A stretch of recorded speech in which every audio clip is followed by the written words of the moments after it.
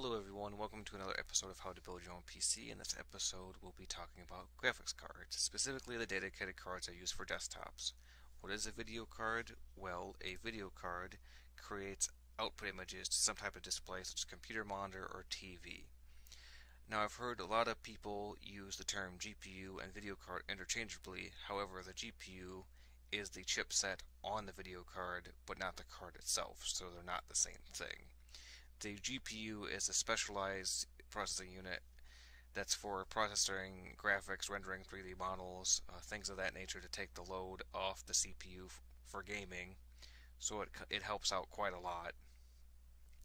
Now, your first choice for choosing what graphics card you want is to decide between Nvidia and AMD. Now the logic is pretty similar to the Intel versus AMD choice for CPU. The higher end Nvidia cards perform better and are more expensive than the AMD cards. The AMD cards are cheaper, but they get hotter and louder. But with the rise of Bitcoin mining, the prices of AMD cards have actually gone up somewhat. So a lot of the newer AMD cards are actually cheaper than their new AMD counterparts. So you're actually getting better performance and a cheaper price with the Nvidia cards for gaming specifically than you are with the AMD in some cases. So after you decide which brand to go with, depending on your price range, is first of all you need to decide how much money you want to spend, whether that be $200, $300, $400 just on the video card. But as I refer back to my older video, it doesn't matter if you get the latest and greatest video card. If you're being bottlenecked by the PCI Express bus speed for your bandwidth for memory, then it's not going to matter what kind of card you get because you're limited by that, not the card itself. But if you're doing like $1,000 build and you spend a third of it on the graphics card, that's one of your best things for gaming, so that's not so bad to do that for the card. Like I said, check what your motherboard supports and then double check that against what kind of card you get and you'll be alright. Next thing is the model name. Now, it doesn't matter what specialization of a model, or what special edition of a certain model or card you have. The next higher up model is always going to be better. It's as simple as that. Another thing is the software that's included with the cards. With Nvidia cards, you get Nvidia's GeForce experience, which contains Shadowplay, which is actually how I'm recording this video right now. Shadowplay can record in-game footage and desktop footage. Store the files on your desktop. You can edit them however you like.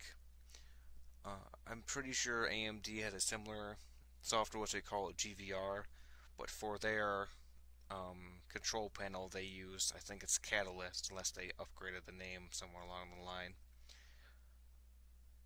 So you have to decide which software you'd prefer to use when picking out a card.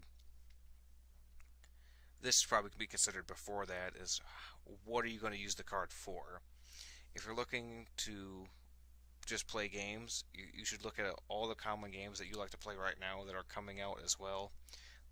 In order to future-proof yourself a little bit, is to look at the recommended hardware specs for the games you like to play and go by that to find a card. So if it recommends that you should get a 770, you might want to get a little bit newer, like a 970, just because the games are coming out 6 months to a year now, might recommend to use that instead. But if you don't have the money, getting the 770 will work just fine for now because you can still play the games you have now on maximum setting.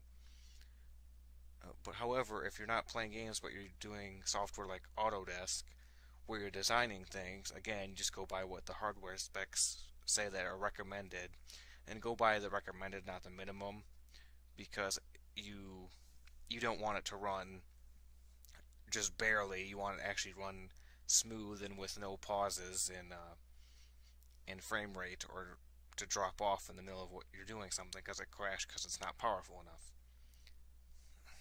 Another thing to keep in mind, I mentioned this a little bit before, is that just because one card has more memory storage or RAM than the other card doesn't make it better. What you want to go by is the memory bandwidth, that is how much data can be moved through the card per second, than how much RAM it has. because I'd rather have a card that doesn't have as much, like 3 gigs of RAM instead of 4 gigs, but it has a better transfer rate because it can process the data faster, and that's way better in my opinion than having more RAM. But that's what they advertise all the time, is just the RAM capacity, but you need to look into the other specifications as well. The last thing I want to mention is the game bundles. Almost all the higher end cards have games included with them. It used to be that you received 3 AAA titles with a card purchase now, which are 3 like $60 games, like Call of Duty, Assassin's Creed, Batman, Arkham City, name it, and then they bundled it with it at some point. However, now I notice with Nvidia's website, they have a choice of Assassin's Creed Unity, Far Cry 4, and The Crew, which I guess they're all Ubisoft games for right now. And you get to pick one of the 3. You don't get all 3 of them. But still, it takes $60 off the top of your card, but you get a free game with it. So you get some startup games if you don't have any right at the moment for your PC. For right now, I can't remember what they offer for AMD, but it'll be some similar titles like that. Now that we've gone through those quick things and give you some insight, I'll go to the practical tutorial and show you how to install a video card into a motherboard. Hey guys, welcome to the practical tutorial of my installation for the video card. Here I have an old Nvidia, it's an Nvdia brand GeForce GTX 560. So this is an older card. Got a couple of DVI ports and a mini HDMI port, which this one comes with the adapter from mini HDMI to full HDMI. So if you only have a straight up HDMI cable, this will work, or if you have a DVI cable, it'll also work. So I'm going to show you how to install this here.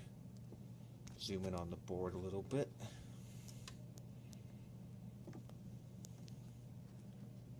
Alright, so this is for PCI Express. So we're going to put it in that top darker blue slot here.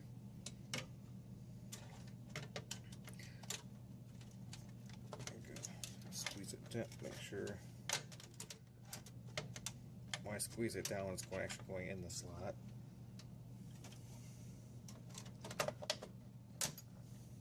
Okay, push it down and then put the clamps down on the side.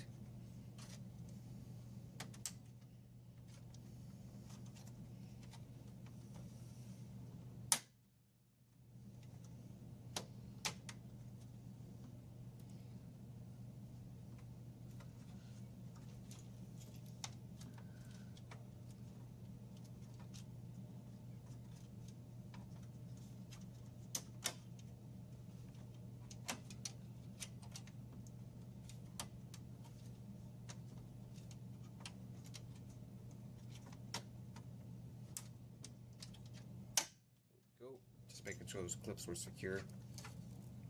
Now we're going to take these two PCI Express power supply cables and plug them into the back of the card.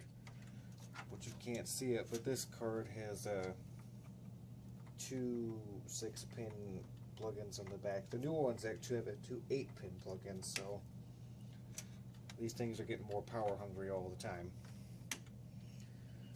So alright, so that was it. That's all we needed to do. That was pretty easy peasy. So all we have left now is our hard drive, and then we can actually turn on our computer. So until next time, I'll see you guys later. And remember to like and subscribe to my videos, and maybe suggest what I should do after I'm finishing the computer. So thanks guys, bye.